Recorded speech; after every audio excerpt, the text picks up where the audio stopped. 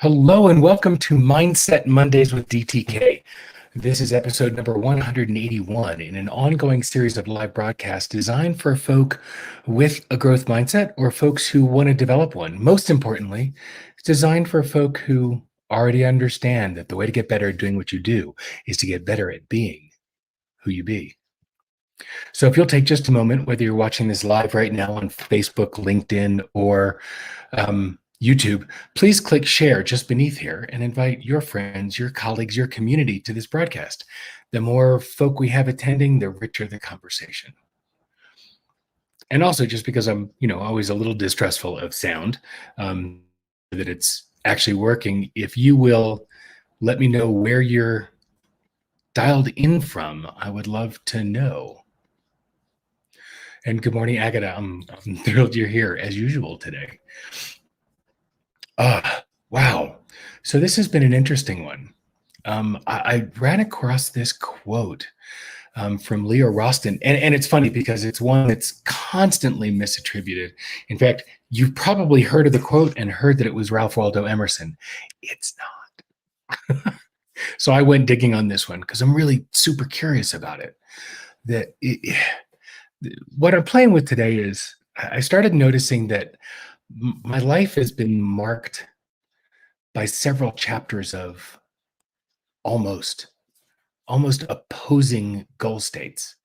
There are times where I was relentlessly attentive to my impact or really focused on being useful or mattering. And then there were other times where, often in response to a single-minded pursuit came the chapters where the theme was solely about being happy.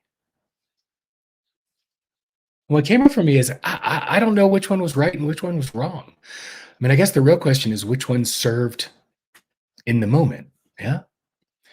But what came up with American humorist Leo Rosten. He's the one who really shared this quote originally. He couldn't imagine that purpose of life was merely to be happy. He said the purpose of life is to matter, to count, to stand for something, to have it make some difference that we lived at all. Yeah, the purpose of life is to matter, to count, to stand for something, to have it make a difference that we've lived at all. And no, this is not this broadcast is not going to turn into an anti-hedonic rant. I'm not saying that happiness shouldn't be our primary focus or a primary focus. On the other hand, I can't imagine a world where it's healthy for one to be solely dedicated to one's own happiness. Nor can I imagine a healthy world where one's expected to live service before self life. Yeah, and this pokes at the myth of altruism. There's a rant that I am prone to go off on when people talk about altruism and how not just real it is, but important it is. And they always hold up Mother Teresa as the example. And if you're interested, private message me. I would love to have a conversation with you about it. It's led to some fascinating conversations with those who are of faith and those who are not. And I'd love your opinion on it. Look, in my world, this is not an either or challenge. My tendency is always when somebody says, would you like A or B, is to say, yes, I'll have both. But this is an incredible example of yes and. Right? The purpose of life is to matter, to count, to stand for something, to have it make some difference that we've lived at all.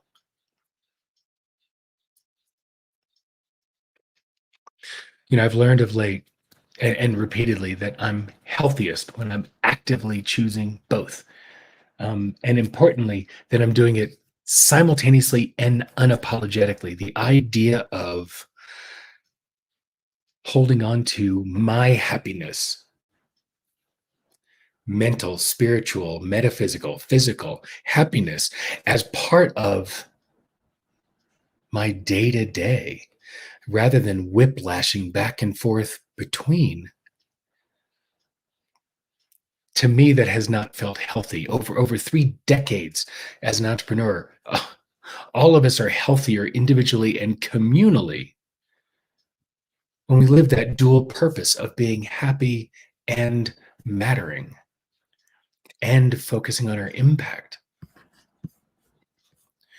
And so the question I want to throw today, and Phil, I'm glad you're here because this is one that I think you'll love as well, is, wow, which camp are you in? Purpose of life being about being happy, the purpose of life being about mattering, or both? And by the way, the version of the quote that's, while folks are answering that, the purpose of the quote that is attributed to Emerson, that you've most likely seen, is the purpose of life is not to be happy, it's to be useful, to be honorable, to be compassionate, to have it make some difference that you've lived and lived well. And unfortunately, if I would have used that quote, which is hugely popular for eulogies. It's amazing when you look it up how many of the places you find it online are used for people's eulogies. And it's not accurate. It was constructed for him and after it posthumously. And it was ripped off of Leo Rosten's quote.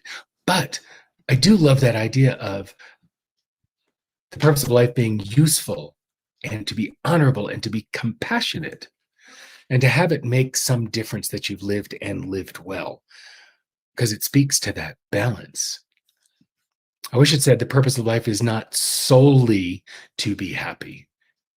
In Rosten's quote, it is to matter, it is to count, it is to stand for something and have it make some difference that we lived at all.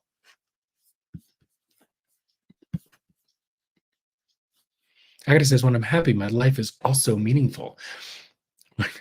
Phil, Phil, thanks for joining in from the trainer studio. Clearly taking care of making you happy, and I love that. And this is the piece. It's how are we finding that balance? How are we striking that balance? How are we simultaneously and unapologetically pursuing both the purpose of life, our life's purpose to both be happy and to matter and to make an impact and to make a difference? And so that's the opportunity now to play with this week. I got to think we're in the second week of August already. This says, my happiness derives from my productivity, contributions, and accomplishments. It all matters. I love that, being able to stitch that all together. And this is the playground for you for this week and for the coming weeks as we scream towards the end of summer, is to look at living that dual purpose, playing with both being happy and mattering, counting, standing for something, making a difference that you lived and lived well. So I hope you'll take that this week. And as Phil says, the more meaningful your life, the happier you'll be.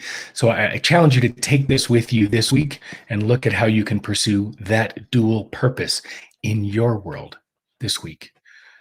And until then, I'll see you next Monday. Be well.